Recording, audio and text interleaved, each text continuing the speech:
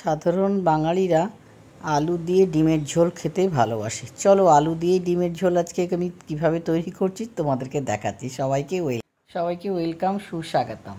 তো ডিমগুলোকে সেদ্ধ করে নিয়েছি, একটু লবণ দিয়ে ডিম সেদ্ধ করে নেবে, তাহলে ডিম ফাটবে না, নষ্ট হবে না, ভালো থাকবে, ভালো সেদ্ধ হবে বন্ধুরা। তো ডিম সেদ্ধ হয়ে এই দেখো কড়াইয়ের মধ্যে তেল দিয়ে হলুদ লবণ দিয়ে ভালো করে ভেজে তুলে নিলাম। খুব শর্টে ভিডিওটা দেখাচ্ছি, আজকাল তো কেউ বড় ভিডিও দেখতে চায় না, এই জন্য শর্ট করে আমি রান্নাটা দেখাচ্ছি। যারা নতুন বন্ধু একদম রান্না জানো না তাদের জন্য।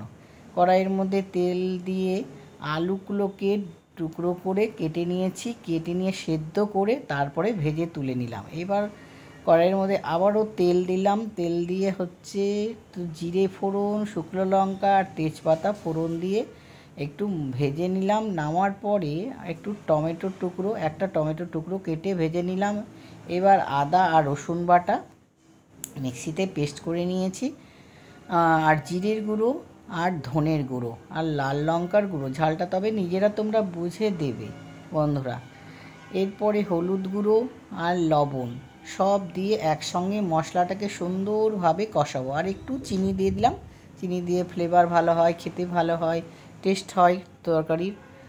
দিয়ে হচ্ছে একটু গরম মশলা দিয়ে ভালো করে মশলাটাকে কষাবো এক ঝটকায়। কিন্তু ডিমের ঝোল আলু দিয়ে বা পটেটো দিয়েও বলতে পারি আমরা, ইংলিশে বললে পটেটো আর বাংলায় বললে আমরা আলু।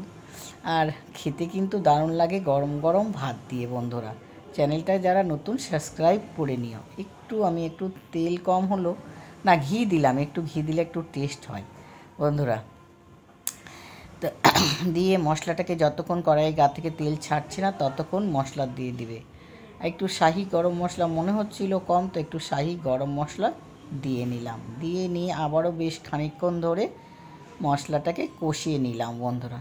এরপরে দিয়ে দিলাম আলু আর ডিম দুটো একসঙ্গে দিয়ে ভালো করে কষাতে থাকবো। এইভাবে যদি রান্না করো তরকারির টেস্ট হয় দুর্দান্ত, আর খেতে দারুণ ভালো হয় খেতে। এই ঝোলটা খেতে অসম্ভব টেস্টি হয়। এই সব দিয়ে ভালো করে কষিয়ে নিয়ে এইবার পরিমাণ মতন আমি জল দিয়ে দিলাম বন্ধুরা।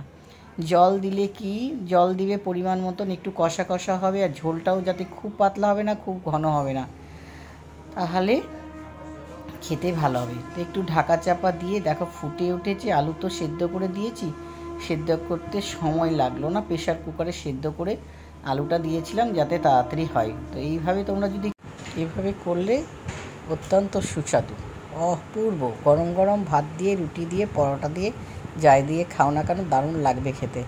Tata, bye bye. লাইক করো, শেয়ার করো চ্যানেলটাকে।